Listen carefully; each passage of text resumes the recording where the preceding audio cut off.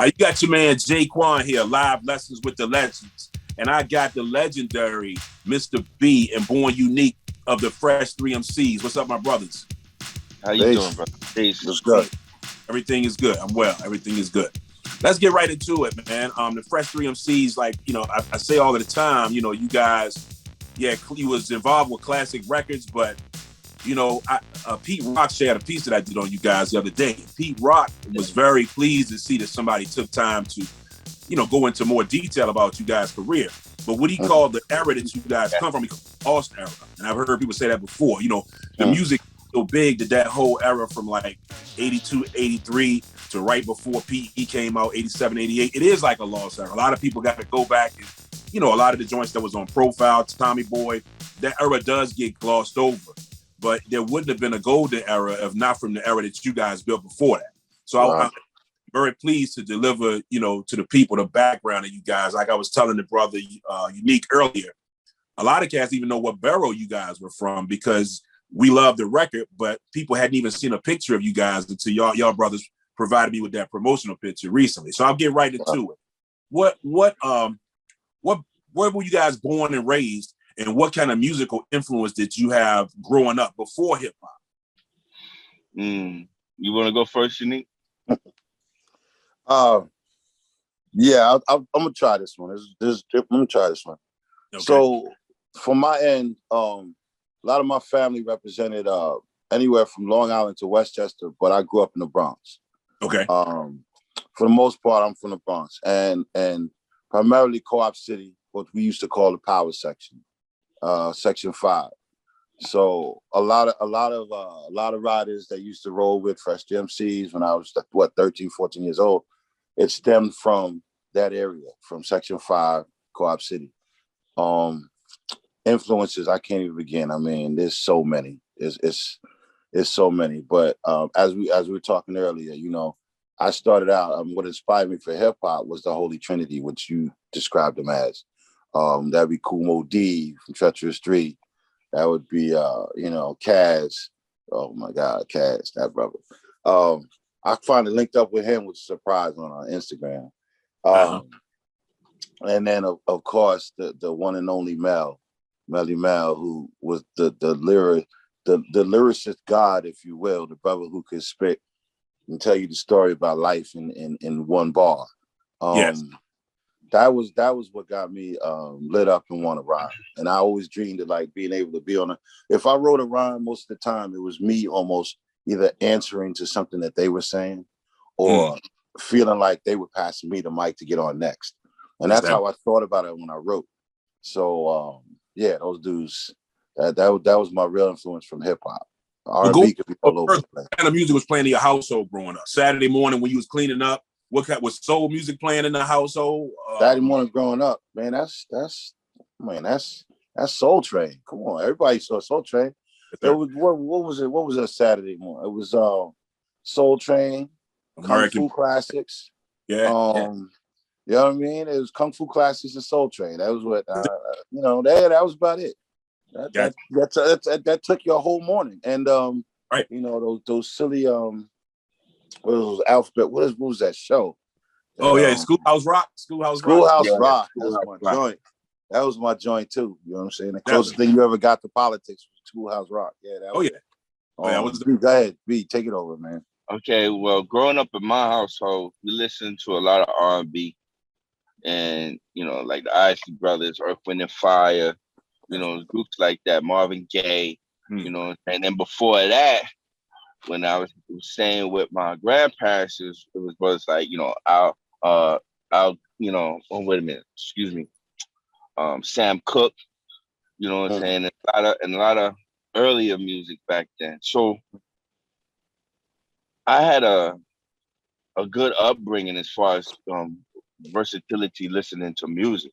But it wasn't until now I'm originally from Harlem, but we moved down to Brooklyn in the early 70s. Okay. And the first time I actually, besides hearing hip hop on the radio, the first time I ever laid eyes on an MC actually rocking the mic was Houdini. You know what I'm saying? I watched these brothers perform in Gowanus, and White Cuff Garden projects and stuff. They didn't make any records yet. You know what I'm saying? But they were actually bringing their music out. You know what I'm saying? So I would watch this, but and when he passed, I was devastated. I posted that on my Facebook account. Oh yeah, you know, rest in peace, Ecstasy, and peace, Jaleel. Yeah, man, that was a heavy one. I was devastated because it was actually watching these brothers doing what they did made me want to become an MC. Yes, sir. So that was the first time I ever saw somebody rock the mic and did it well. You know what I'm saying? So it was at that moment that I said, okay, I want to be an MC. You know what I'm saying? I had an opportunity, to play with the tables and stuff, but the power, what I saw the power was holding that microphone. You know what I'm saying? Being able to, manipulate the crowd, having them scream, hey, ho, hi, whatever. You know what I'm saying? That I wanted that. And besides, we were kids and shit. It was a good way to meet women, meet girls and stuff. Yeah, I could rock. Yeah. But that was it. That was it. That was it. That was it. That was basically it. 100%. Let me ask you guys, so for the people, again, the Fresh 3 MCs is Jayquan, who's not with us, but Born Unique, and the brother Mr. B are here with us today. Were you guys already friends before the group, or did your friendship come along with the group? What's the genesis of that? Wow. All right. I guess I gotta explain this one. It was more so J and B were considered J and B were cousins. I didn't know B. I knew Jay because Jay and I grew up together. We were around each other school wise. So there was a point, I think, what was it? The earlier part of school. Man, I am that old. So yeah, it was school. And as kids, we used to run together. We were actually in it was a choir or a chorus that we were in. We were in a music chorus. We were in a chorus and we started doing, and All Borough is the chorus. Okay. I think that's what it was. And him and I were in that. So yeah, we started singing first. And then as we hung around each other, we realized we both liked hip hop. We started rhyming. And we started writing pieces together. And I remember us going down to Harlem, and he introduced me to B. And at first we were working on this little group called, what was it? Playboys Incorporated.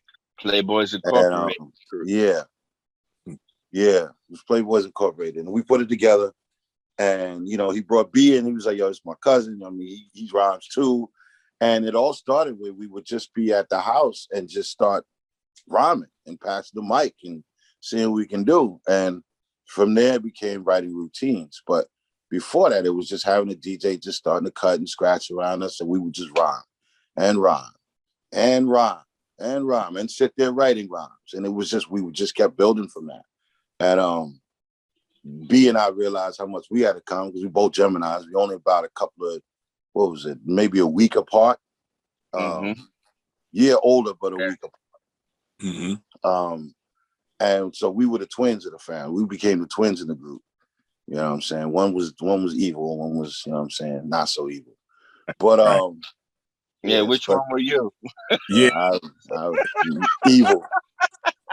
I was evil, you was devious. Let's put it that way. But we complement each other, if you will. That's what brothers do. Yes. Yeah, but the way we built up the group was just, again, it was me and Jay always in choruses and choirs at that point when we were really young, and then went into hip hop and started rhyming. But the one who was really into rhyming more so was B. Because I remember, we were just trying to get it in it. We were just trying to figure it out. Like 12, 13. We were like 12 years old. We were just figuring it out. But got around B, And B was like, he sounded like he'd been doing it for years and shit. And this was new stuff.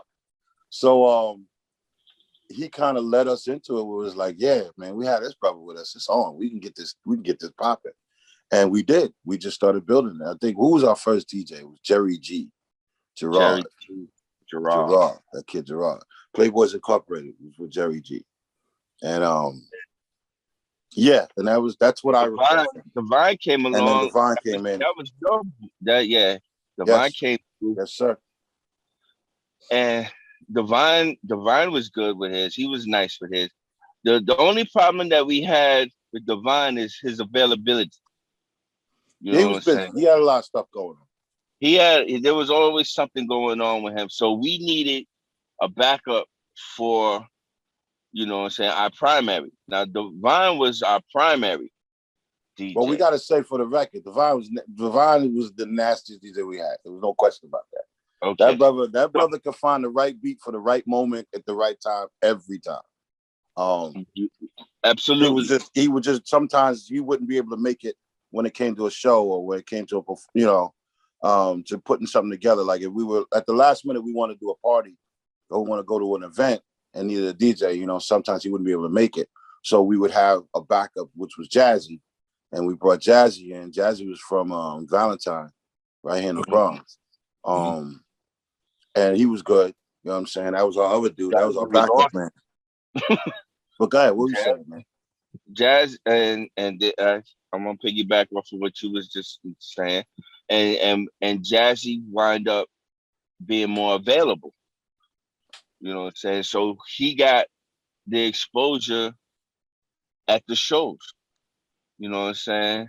He was able to make shows. He was able to go with us to parties and stuff like that. You know what I'm saying? Not to knock any of our DJs. Anybody who was part of our experience, our hip hop experience, was nice enough to be there. Right. Well, I got to add something to that. Remember, Divine blew up Roseland. Yeah. That you can't. I'm saying. I remember that show, and I remember that was one of our first real major shows, and it was Bambaata's equipment. I remember that. Because I remember a week before that, I was at Bam's Spot, which was up here in the Bronx. And when that was set up, we did that show. I just remember that crowd, and I remember how far away the DJ booth was from us, because we had the stage separate. But no, Divine rocked that show. If it wasn't for that, I think that was the night. I think it was the night that who was it? Used the same. Chuck Leonard's birthday party? Huh? Was that Chuck Leonard's birthday? Who's? I remember Chuck Leonard. No, that was the award night. That was the award night. That was when we got the award for hottest new rap group at 83. I think I got that flyer. I think I got the flyer. Did I send you that flyer, Yeah. B? I think that was the award night. That was because that was Bam. It was Bam who was the main DJ for that night. It was us, Crash Crew. I can't remember who else was on there. It was crazy. Because I remember that I think that was the night that Crash Crew used our beat or something. Nah, what did we use? Yeah. We used In Peace the President, and we did a routine or something. That Fantasy 3. I think it was that Fantasy 3 beat. It was the rock. We did a routine. It was we, and they were nice. Right. You're right. Fantasy 3. Them brothers is hot too. That beat, we rocked that beat, and I think it was Fearless that came on. I'm not sure. Another group. It was Fearless. Thank you. No. Maybe it was. Maybe it wasn't. Fearless. No, that was some other story. Came. And rocked the same beat, and people weren't happy about that. It was funny. That was kind of one because somebody was calling them out about it because it was weird. Somebody. There's a lot of man. We're gonna wind up going over the tangents because there's so many stories, man, we haven't told. So many stories. I wish Jay was here right now. We could tell him the story about the Crash Crew and how Crash Crew and the Fancy 3 got into a shootout and we were there. And it wasn't them specifically who got into it, but it was people in the crowd at the show. Okay. Okay. Yeah, I remember they had some back and forth because that is your rock, Crash. It's your rock. Exactly. We were at the great. show when that shit popped off. When it popped off, we were there. Yeah. I think it was at the Savoy. You know what? There's a tape of that. I got the tape of that. It was a shootout because I forgot who was on the mic, but you hear the guns. Oh, yeah. Crash Crew performing. Yep. I remember like it was Day because Jay and I went. Jay and I was at that show. And we were right in the front actually. Uh-huh. And it was a point when Crash Crew was up there and you heard Crash Crew was rocking on the radio. And the minute that came on, you heard the bells and we were just like, wow, this track is good, but it sound familiar. We got like playing it ourselves, like, this got a little ting to it. And next thing you know, you just heard pop, pop, pop, pop, pop, pop, pop. And a couple of brothers jumped up on the stage, everybody just split, and the place was cleaned out. And then we found out later that it was because that crew was performing that over that song because the song was the same song. I mean, it was the same melody and the same beat as Fantasy 3's It's Your Rock. Well, it's funny because I had the whole Crash Crew, the original, all 5 MCs. I had them on last year on situations just like this. And I asked them about it. And they just straight up said, hey, man, because I always wonder what happened with that. How was it so similar? And they just said, hey, we liked it, so we took it. We bid it. I mean, Wow. Yeah. I send that to you. It's crazy. Wow. But they actually admitted to it. Yeah. I mean, all these years later, because the Fantasy 3 had made a song called "Biters in the City." That was their next thing, but they were dissing it. So this record you're popular about that. Right. Yeah. Mm-hmm. We was at that shoot. I remember that. I remember that shootout. Fences to get out of that one. That is crazy. That was crazy. That's one of the few times on the tape I actually heard, a fight or a shootout or something like that, because once it happened, you can hear the feedback from the mic and you hear it rumbling in the crowd, and that was it. Yeah, that's crazy. We were at that show. Wow. As far as name, how did you guys go from Playboys Incorporated to Fresh 3 MCs? How did that happen? I'm gonna blame it on me mostly because it was my little brother had a group. What do you call themselves? The Funky Fresh Brothers or something like that. My little brother was starting a group, and I subliminally didn't realize that I may have actually taken it from my brother when he was talking, and we were called the Funky Fresh Brothers at first. I think was it Funky Fresh 3? And it's a Funky Fresh 3. And then we went to just the Fresh 3 MCs. Fresh 3 MCs, I think, was more pushed on us, but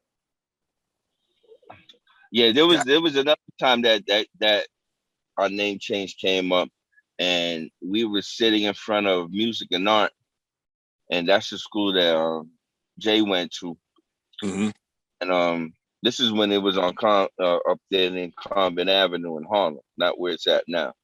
And we were sitting out there beating on cars. Now, mind you, who was going to that school? The Kango crew, Dana Dane, you know what I'm saying? Rick, you know what I'm saying? And Master V, you know what I'm saying? That MC whole Search. crew, MC Search, you know what I'm saying? These are the brothers that we grew up around, you know what I'm saying? So we were sitting out there, and this is like almost like every day, you know. I got out of school early. I went to a Catholic high school back in the days. So I got out of school early enough to meet them before they got, you know what I'm saying? So I just cut class, but I just cut school. I just left. I would come downtown and hang out. Mm-hmm. So we were sitting out there and, banging beats on the cars and everything. And there's a lot of, now we're talking about music and art, there's a lot of talented brothers in that school. You know what I'm saying? So, and sisters, a lot of talented brothers and sisters. And I remember one of Jay's friends, a female, she just happened to say, y'all fresh. Right. Y'all fresh. That also, that too. Yeah, and we just happened to look at each other and it like a light bulb went off, like came on rather. And I think that was another, bell that went off and said that we was going to change our names. Yeah. And it stuck, you know what I'm saying? And it stuck with us. So How did from what I remember in my previous conversation, how did you guys get to profile and do Fresh? Wasn't somebody's uncle or somebody in the music business already? yeah, Bill Moore. Bill Moore. Yeah, tell me that story. Ogren. Bill Moore and Dave Ogren, I think they had their own production company. Yes. Called I forgot what it was called. Jan on Music or something like that. I can't remember right. You know, it's been a long time ago. And Bill told Dave that he has a nephew that are doing hip hop. They're pretty good. You know, they got a group and they got a sound. You know, let's bring them in and see what they got. So what we actually did was we gave Bill one of our practice tapes. It wasn't even a tape that we had, you know, polished up and then, you know, something that we was just practicing on. One of our practice tapes we gave to them. Right. Couple routines, some couple of stuff routines, with us going in and out, DJing. Yeah, and they loved it, right? So Jay had a Sensonics Lindrum that he got for Christmas or his birthday or something. Mm-hmm. So he's creating these beats on this machine. And we were given an opportunity to create the beat to come, you know, do over in the studio. Dave was the engineer. He, you know, Jay made the beat for Fresh, you know, the bass line and everything. Jay did that on this list, the Lindrum, the Sensonics Lindrum. And we you got to make sure you remind them that we were 12, 13 years old when Jay was doing it. We were kids, man. We was kids. It's incredible. We were kids. Now I don't think we was that young. I think we was we were young. We were 13, bro. I'm telling you. Okay. You don't want to admit that we were that young because we this old now, but we were that young. Fresh came out in 83, so we had to been born in 70 if he was 13. I know that because I'm born in 7. I know I was 13 when Fresh came out, so that's why I use as the marker. I'm dating myself. I was born in 67. Okay. So Dave liked the beat. Mm-hmm. And I remember, I think the first time I met Dave Ogren, I think Unique wasn't there. I think Unique, you was in that military academy, right? Something like that, yeah. Yeah.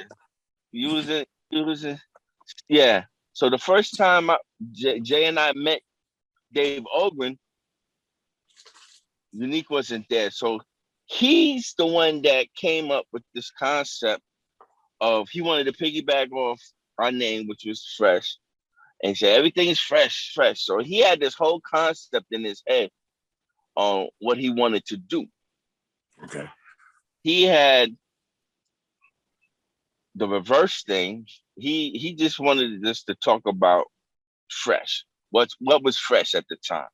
So Jay chose girls. I chose money, and then Unique, you know, came up with clothes. The 3 freshest things you needed back in the days: money, girls, and clothes. Right? So, but when Dave proposed the backwards part of it, you know, that was unheard of. You know, we was like, what are you talking about? Right. Why do you want to do this? This is not what some demonic Beatles. You know what I'm saying? Stuff. We was like, oh, hells no. So it was forced upon us. Tell you the truth, it's I think that was one of the things that make the record pop, was the backwards rap. But that was dope. I still don't understand why, but yeah, it did. I mean, I want to be honest with you, right?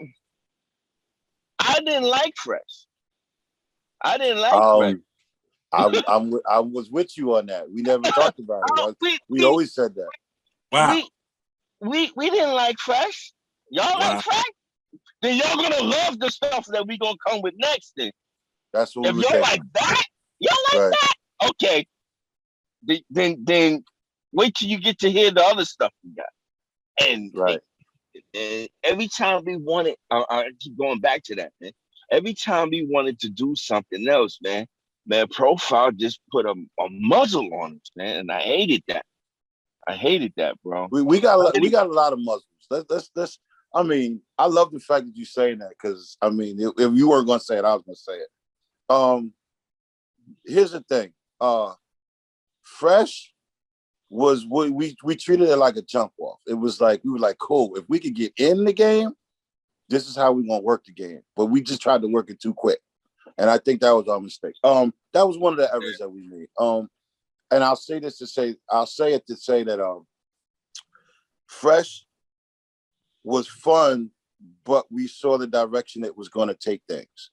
We saw the idealism, the commercialization of everything, the constant marketing. Because if you notice, at first, the hip hop whole scene was about talking about your life, talking about where you at, talking about, the struggles, talking about the streets, talking about why you rhyme or the girls and ladies and stuff. But then it started going to this materialistic perspective, because if you listen after Fresh came out, then what did you start hearing? Tracks like My Adidas. You started hearing stuff like My Radio. You started hearing stuff. Everything became a seller. It became a commercial. It became an ad. It became a push to buy something. And we realized that we actually were facilitators of that by starting to push a materialistic agenda. We started doing a show. We did a show. I remember us doing a really big show when we started coming out.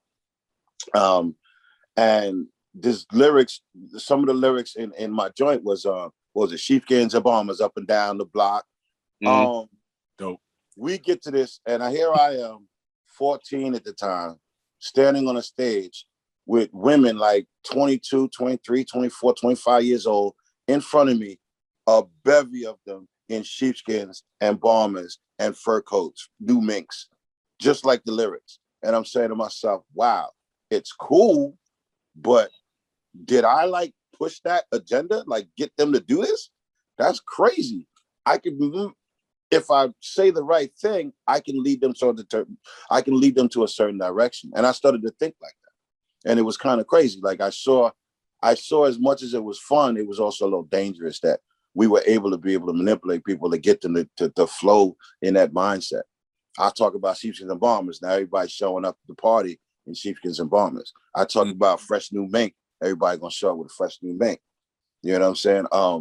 Yeah. So I wasn't really feeling that, and in my mind, I was just like, man, we have the ability right now to start reaching people and speaking to them about things of consciousness, and we can do it now.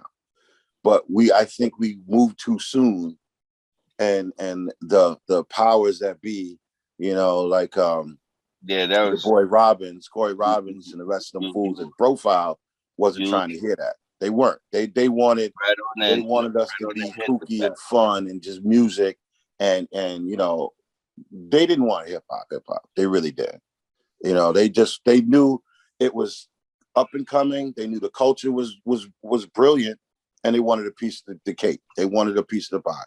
So that's my take on Fresh. Now I love the Fresh. Don't get me. I love the fact that we were able to put that track out because and there's other tracks that we were able to put out, little singles. We never got an album like we wanted to because they kept muzzling us. We wrote, I can't even tell you, escapism, got it. You know what I'm saying? There was so many tracks that we started writing just based on the mental. We did Have Your Heart Girl, which was kind of like we had to push to get that out. Which was like it would have been one of the first real hip hop slow jams. And nobody did that at the time. The closest to that was Friends from Houdini, which was which inspired us to work like that anyway. And then you had I Need Love from LL Cool J. And we did a track called Have Your Heart Girl. And our joint was it would have been the first ballad for women hip hop style. Yeah, I remember. They put it out, but they just didn't promote it. It was It was it was muzzled. We fought to push that out. They weren't going to put it out because it wasn't what they wanted us to really work on. They want us to work on kookier shit, just stuff that more bubblegum hip hop. Right. And they want us to do the bubblegum. Was about. You know, we I didn't want to mean, do bubblegum hip hop. What is that? Well, I let mean, me look at the let me fact let that we did a few minutes more on the back end to yeah. see how we rhyme. That was us being lyric. That was us That being ourselves. You that know, was and a the tape, the deal was first we got to a real point tape. where we pushed Have Your Heart Girl, and the only reason we were willing to put it out was we could put a few minutes more on the other end. We couldn't, if we didn't put that out, we were not going to do Have Your Heart Girl. We said, yo, we're not doing this unless we can do a few minutes more on the other end. We wanted to be able to rhyme. They were already doing that with like they would put It's Like That, but then they put Sucker MCs, or even with Houdini, they would have Friends, but they have 5 minutes of funk.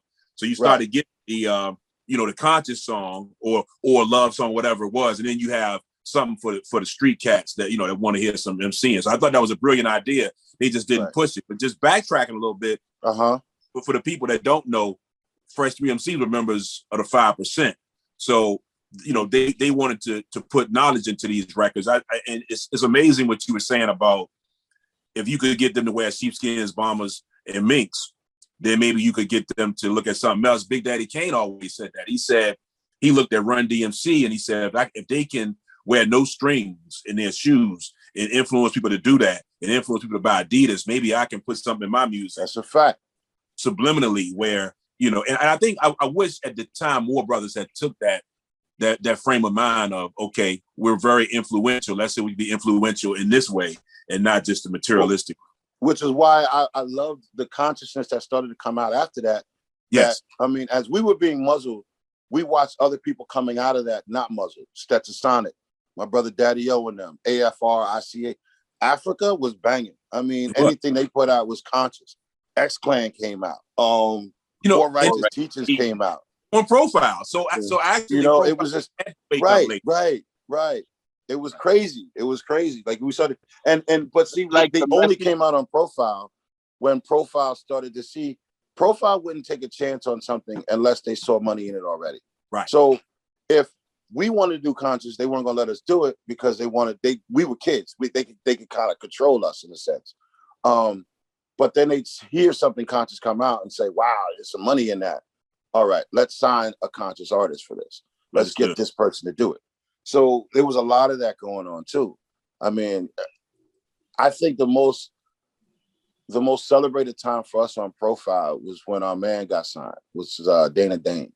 Mm-hmm. That was a good moment for us because that was a dude we already knew. That was Kango Crew. You know what I'm saying? And when Dane got signed to Profile, it was I can't even begin. It was like celebratory for us. Him showing up when we did, what was it, the Mr. Magic Rap Attack album. And Dane shows up taking a picture with us. That was classic. He was there hanging out. Oh, that was a beautiful night. That was a beautiful night. That was classic. And like I said, that's powerful, man. A lot of people don't realize that record cover, especially for people like myself that aren't New Yorkers. We always wondered what the MCs look like. All the way back to Sugar Hill and Enjoy records, all you had was the cover with the logo on it. That's so right. York and not going to those, to the PAL and a Disco Fever and T Connection, wherever these people were playing, you didn't know what they looked like. Right. And then I was the same thing. Everything had the Pro logo on it, so nobody knew what these cats looked like. So when y'all did the Mr. Magic joint, you had Spider D on the front, you guys on the front, Pepper, Mastodon. It was finally like, okay, another awesome crew, Mastodon and Death. Yes, that's yes, definitely, but yeah. Oh, na. Yes. Wow. Yeah, so nobody knew what Rockmaster Scott and the Dynamic 3 looked like. Wow, you gotta think twice. Yes. That was a historic picture, man. That was a historic picture for the time. Very much so. Definitely. Let's talk about Here Comes That Beat. Pumpkin and the Profile All-Stars. One thing I was trying to get out of different people that I talked to was if they knew any reason why Run DMC wouldn't have been on that record. When I talked to Corey Robbins about it, he didn't remember. But I'm thinking this was 84. So I'm thinking Run DMC is huge at the time. Maybe they didn't have time to do it. No. Okay. Not enough cash. In my opinion, that's just my opinion. Sure. I'm gonna tell you one incident that we had that I thought was deep. Okay. And since it just piggybacks off of the Rap Tech album. So we went to do that photo. That was a rooftop, I believe. Yeah. So we went to take that photo. And again, it was realizing all these dudes are signed to the same label. right? And we never met most of them. A lot of them, you know, we listened to, we had heard of, we heard about, but we never got to meet them. And so we were probably like the youngest crew in it. We were the youngest crew there. But to be around these people, this was like, for us, this is like hip hop, you know, VIP. This is celebrity stuff going on. And we just walking around, just hyped just to be there, just to be invited. You know what I'm saying?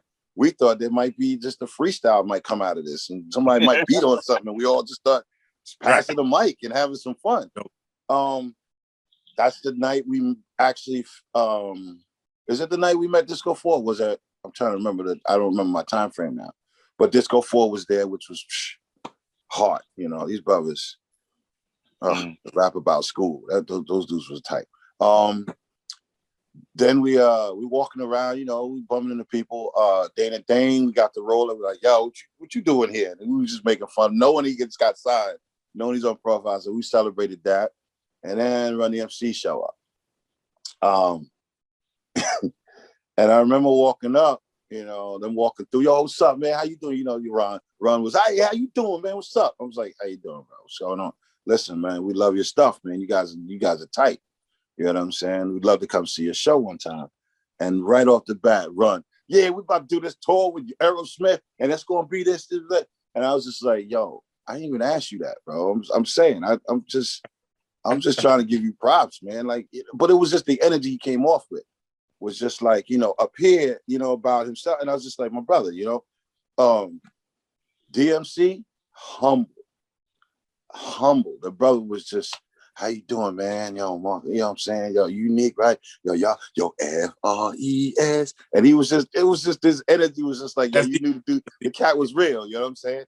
And then Jay came over, you know, over hip hop. Like he was just overly hip hop. Had the Kango going and it was just, yo, my man, yo, y'all dudes is tight, man. What y'all got? Bronx here, y'all Brooklyn, y'all this. And but it was fun that night because we got to see these brothers outside of, you know what I'm saying?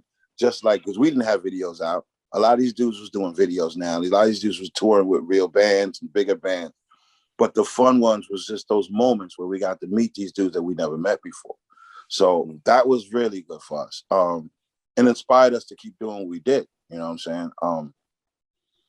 So yeah, that was just the energy would Run.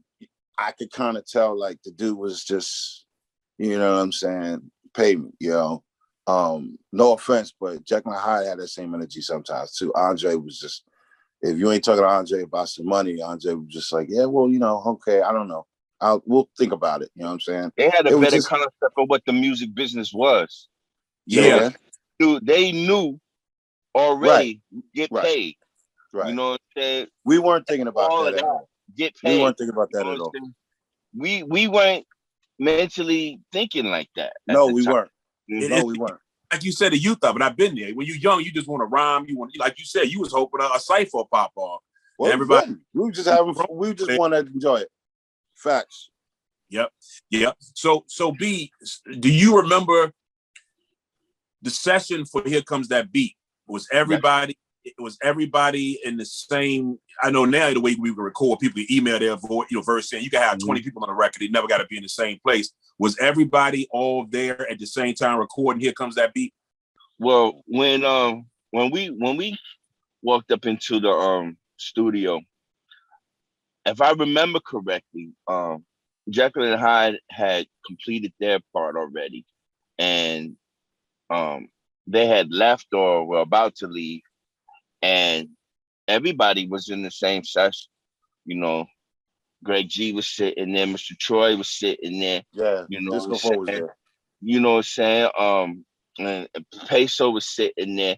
You know what I'm saying? And he was, for what I found out through your interview, was that he always hung out with Pump. You know what I'm saying? So I know Greg G in the Disco 4 from Harlem. You know what I'm saying? Watching these brothers, because I lived on 137th Street, 137th and Edgecombe, and Greg lived around the corner off of 8th Avenue. You know what I'm saying? So when I saw these brothers there, I didn't actually, know them personally, but I knew who they were. Sure. You know what I'm saying? I knew who they were. I knew these guys are MCs, and I knew they was part of a group, Disco Folk. So we sat and waited until Greg G and Mr. Troy finished their parts, and this are you guys ready? You was like, yeah. We're waiting on you. Yeah, right. For you. I think it took us like one take to do our part. I think it was one. Yeah, I think it was like one take. They was like, okay, they started the music. We might have did it over just to, get some more feeling in it. But it was I like remember when we wrote it. You know what I'm saying? So it was like we went in there. We wrote it sitting there, right? I think we took one of our routines and just sort of flipped it for the occasion. I don't remember. You gotta ask Jay. I wish Jay was just chime in. But anyway, so it took us like one, maybe two takes, and that was that. And we just sat there, and then we did the party noises for the background, Yeah. and we had and we all everybody was in the studio for that. Galaxy, I believe, was there. Mm-hmm. And it turned out to be an awesome session. You know what I'm saying? Once again, to be around some great people, you know what I'm saying? And here we are. We definitely the youngest artists in the room. Yes, we were. You know what I'm saying? And just sit around and watch these brothers do their thing and then be part of it once again. It's like, wow. The great thing about that record, man, and a lot of people don't really, they don't go far back enough. But, we talk about posse cuts and we talk about the symphony and people talk about the Crush Groove joint, but this was the first official posse cut ever to have that 3 or 4 different crews on one, going for broke like that. The Crush Grooving song that came out the next year in '85, but you guys predate any of the posse cuts. The Juice Crew stars came later, Symphony came later, and then you had everything else. But this is officially the first. Hold up, didn't Sugar Hill and Flash do something together? They did do Showdown. That's different though. That's Showdown. different. Yeah, it was like a play battle almost. They had Showdown. Right. Yeah, that's different. That's like a versus type thing. Where they just bounced off each other. Where he's saying a collaborative of different artists on one track, just passing it and moving on to the next person. Okay. So yeah, All right. I also say that it was the first of its kind where what we were doing was the purpose of that track was actually putting Pumpkin on the map as a producer. So the idea was to, dude would be on stage playing the drums live, but in the studio we would show that he was a producer, and the whole track was built around all of the artists' collaborative efforts of pushing his artistry. So that's also a first too, because nobody else was doing that. No one was getting together to promote one person, and that's basically what that track was for. It really was. You're right. Later on, they did it for Marley Marl and other people, but not exactly. In 84, nobody was doing that kind of thing. So, B, I know you remember that. I think it's been a year or two ago now. I sent you the video. I think it was a guy named DJ Goodka overseas. The video with you guys doing "Here Comes That Beat." And do you remember where you guys were when Pumpkin was on stage playing the drums and you guys were filming? I think you were doing the verses. Was Roxy's. I think they filmed that at Roxy's roller skating ring. Okay, gotcha. I think so. And, yeah, it was in Roxy's roller skating ring, and another one of our homes. That every time we went there, we blew it up. Just like Roseland, just like Funhouse. Mm-hmm. So we was at Roxy's, and when we walked in there, none of the brothers were there, right? And I don't know who was I talking to. I think I was texting with Peso or somebody, and said that nobody knew that they were doing that. And I was like, wow, that's messed up. So that's why you got us lip syncing, everybody's parts. You know what I'm saying? Because either they didn't show up or didn't know that Pumpkin was, had these brothers from overseas wanting to do a video. Mm. So that's why we wind up doing everybody's parts. Just it was like a filler until it was our time to rock. I was hoping that maybe they could have did something else. You know what I'm saying? Since you only have one of the groups here, you know what I'm saying? Don't, you know, show us lip singing everybody's parts, because then when our parts come out, you know what I'm saying? When our parts come out, they're like, who are these dudes? They doing everybody's parts. Right. and, Hard and, enough trying to figure and, out who the hell we were anyway. you know what I'm saying? And so You just made it extra that's hard. why people's gonna be like, oh, these guys are phonies and stuff. Right. Bro, because if you remember, Jay, when it came out, somebody had said that these guys were fakes, and I went off. I Remember? remember that. Yeah. I went off. I I was remember. like a flight. I was like, let me beat this dude and beat him up or something. I remember that. So basically, what people need to know, I think at one time, B, you told me y'all had enough stuff for album. Really, Yes. you recording already. You had an album's worth of material, but the label, because they wanted to keep you kind of stuck in the box of the materialism, and your stuff was a little too heavy at that time. That's why basically the last thing you did was Few Minutes More and Have Your Heart. And unfortunately, that's exactly what happened. Did you do any other labels after? Did you say, hey, let's go over here? We should have. We didn't. We should have. If we were really that hungry, we should have. It was funny because over the years I would bump into people randomly in the street. Where I'd work on other projects, I'd bump into Daddy O. Just randomly, just walking down through Manhattan. Mm-hmm. What you up to, bro? Yo, I heard this track. I can swear it's you, but I don't know. I mean, it sounded like your flow, your style. I found some tape at such and such a label. And I'm like, wow, Daddy, you really cool. He's like, yo, I'm telling you, I'm pretty sure it was you. He would tell me the lyrics. I was like, damn, that is me. I was like, wow. And it was just shopping stuff here and there. The group not really working collectively to push anything anymore. We were kind of all doing our own thing. Yeah, we didn't push it as we should have. We could have.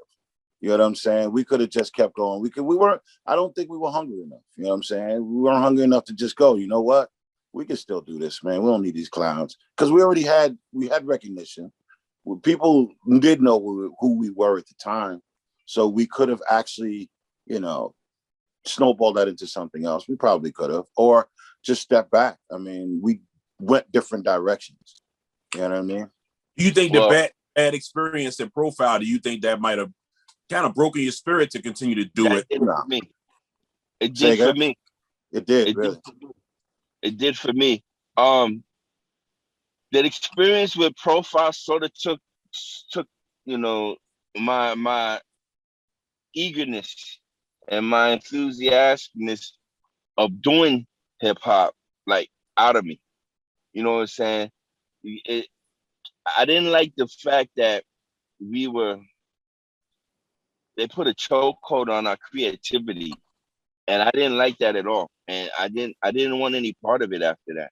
You know what I'm saying? If I can't do the stuff that I want to do, the music that we created together, you know what I'm saying? And everybody, we take the time and the money out, or they spent their money, you know what I'm saying, putting us in the studio, and then we get a track done, and then you said, nah. You know how much time and effort it is to go into the studios, you know what I'm saying, and make this music, and then we get it polished up, and then you still deny it. Then we music they did not know, they knew nothing about. Let's keep that in mind. How you gonna tell us this isn't gonna sell? We in the streets. You listening to the streets. Right. You know what I'm saying? And no, not that one. Give us something else. We'll give them something else. No, not that one. What you mean? No. How you know what I'm saying?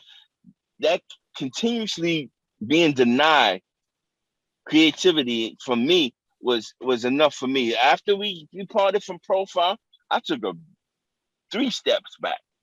You know what I'm saying? I don't know if I want to do this like this anymore. You know what I'm saying? Because I don't like being told no. Most people don't. You know what I'm saying? Not when it comes to your work. Right. You know what I'm saying? So maybe if I had a different mindset back then, you know what I'm saying? Right. Because now I wanna now I'm gonna keep it real with you and whoever's gonna listen to this. I went to the streets, literally. Had our music career flourished like we wanted it to, none of that other stuff would have happened. Mm. Then, so yeah, I took a couple of steps back from hip hop. Just keep in mind though. Again, let's remind ourselves we were children. We were kids. Mm-hmm. So our mindset was different. You know, we didn't know we could keep going. We didn't think in terms of like, okay, these guys are saying no, let's go somewhere else. Or they'll say Mm. yes. We didn't think like that. We didn't think of going out and shopping our stuff. You know, at Mm. one point, I mean, it was like even when we had managers, we started out with our mothers as our managers. You know what I'm saying? And from there, that was fine until they, one of the dudes from Cameo tried to hit on my mom up in Rochester. That's a whole nother story. Uh, Yo, it was crazy. You know what I'm saying? I know you remember that, Pete. But Thought you was gonna say that, but yeah, I yeah, remember. yeah. All right. So but even management and the people we were around, we weren't really understanding the value of what we had and what we were capable of doing. So Everybody did. and with me, my direction was more like, I mean, I loved hip hop, but I also loved metal and I loved heavy metal and other forms of music, hardcore and punk. And I knew that stuff too. I mean, that was just another element of another form of music that I could play with that I knew about. So I kept my hands in and out of the industry, but myself as an artist, I mean, being offered to open for a hip hop band or start another group or start this, I mean, I would try here and there. I would think about it, but I think I lost the drive because I didn't have my brothers with me. I didn't have Fresh GMC. But we could have, I mean, even if we had changed the name and changed the format and came out differently, we could have did that, but we didn't think that we could. You know, I think that made a big difference, where I mean, the stuff we started doing was just individual. I mean, where there was one point when we were around each other every day. We wrote every day. We came up with ideas every day. If I could go home one night and write 5 pages of something, and I'd be bringing it back to the house the next day, like, yo, y'all got to hear this. Yo, tell me what you think about this. Why don't we build something around this? Jay would come up with a routine like it was like pouring water from a faucet. You know what I'm saying? He would come up with some crazy routines out of nowhere, and we were just constantly on top of it. So we inspired each other every time we were around each other. We could be in a room and within an hour, if there was a beat in the background, didn't matter whose beat, it was a beat in the background. One of us wrote something which made the other two write something. And that was it every single time. So to not have that drive anymore because we're around these dudes. I mean, come on, man. Corey Robbins, man. I mean, dude got a label for his birthday. I mean, these are people we around who don't know nothing about hip hop. And then when he got tired of hip hop, he started signing hardcore and punk artists. I watched his whole game growing up. mm. They so badly wanted to be like the Rubens. They wanted to be like the small independent Rick Rubin, who could break some rules by bringing some things in that are different, which was fine. But they also was trying to control a lot of the direction we were going. So yeah, it kind of messed us up in a lot of different ways.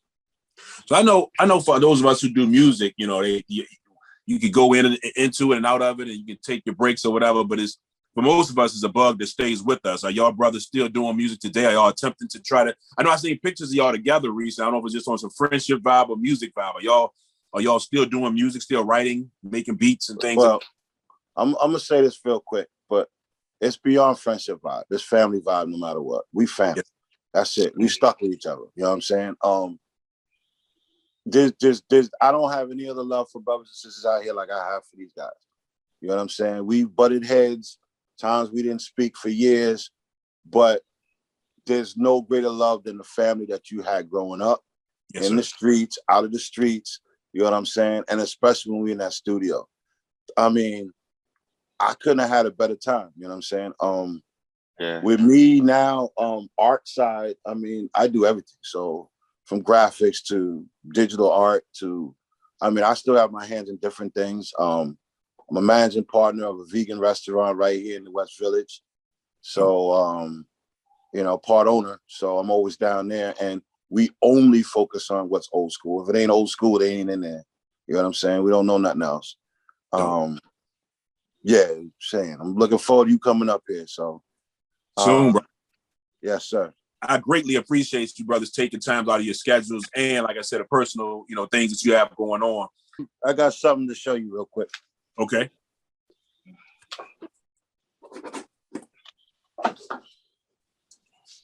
You still got it? You I'm got that found this trophy? in my old collection. What? You got the trophy? Is that from the contest, from the flyer? Yeah. Basically, it's it says RC Productions, 1983, hottest new rap group, Fresh 3 MCs, Wow. FRESH. So that's that joint that I realized I found. I don't know if you can see it. It's might be right there. Dope. That is dope. But yeah, it's. I mean, you know, the color's off on it. You know what I'm saying? But no, that's funny because I happened to find it in my archives, and I was meaning to tell B that it's still here. That's incredible. Crazy. That's crazy. I'm glad you kept that, bro. That is incredible. That, you better put that in the case. Thank you, Jayquan. Beloved. Thank you so much. Thank you. Hey, y'all be safe, bro. You too. Peace.